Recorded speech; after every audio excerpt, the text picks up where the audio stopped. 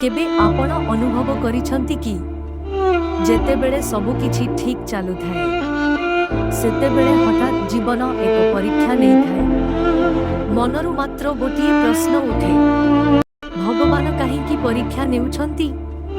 जदि भगवान आमकु प्रेम करंती, जेतेबेले आमे अत्यधिक चिंताग्रस्त हाउ सेतेबेले आमकु लगे भगवान आमकु भूली जाइछंती। किंतु सत्य हेउछि भगवान केबे मध्य काहाकू भांगी देबा पाई परीक्षा नियंती नहीं। सेही परीक्षा हुए आमकू शक्तिशाली करिबा पाई। जेपरी सोना आगुनरे गड़ी शुद्ध हुए, सेहीपरि मनीष मध्य कष्ट और समस्या माध्यमरे अधिक शक्तिशाली एवं सुंदर हुए। आपणंको साहस देखिबा पाई भगवान आपणंकु सेतिकी भार दियंती जेतिकी आपण बोही पारिबे।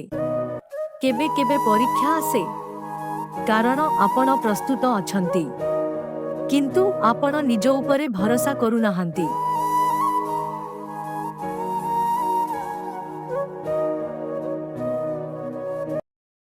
भूल रास्तारू ठीक रास्ता को नहीं जीवा पाई केबे भाबिछंती कि जेउ जिनिस भांगी गला, जेउ संपर्क समाप्त होई गला, जेउ चाकिरी छुटी गला, सेहिटा आपणंकु अन्य एक बड़ क्षतिरु बंचाउथिला।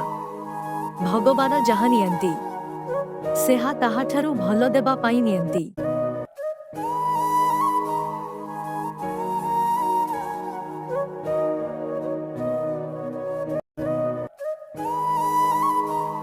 निजकु निज सहित मिलाइबा पाई कठिन समय रे ही आमे निजकु चिन्हि पारू। निजर असली शक्ति, निजर सहनशीलता एवं निजर विश्वास।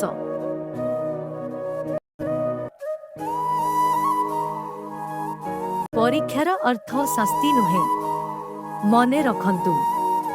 भगवान परीक्षा नियंती किंतु असफल करिबा पाई नुहे। जदि शिक्षक परीक्षा नेबे नाही तेबे छात्र किपरि आगकु बढ़िबो?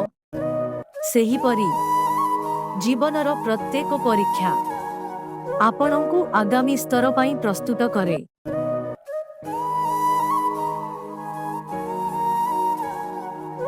जेतेबेले सहनशीलता समाप्त होई जाए, जेतेबेले मने हुए बस आउ नुहे, सेतेबेले गोटिए कथा मने रखंतु, भगवान सदा पछपटरे काम करुथांती। आमकु केवल प्रक्रिया दिसे, फलाफल नुहे।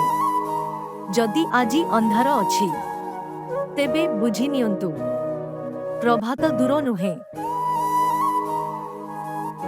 एक छोट शिक्षा, परवर्ती थर जेतेबेले जीवन परीक्षा नहीं थाए सेतेबेले एहा पचारंतु नहीं मो सहित ही काहींकी, बरं एहा पचारंतु भगवान मोते कोन शिखेइबाकु चाहुछंती।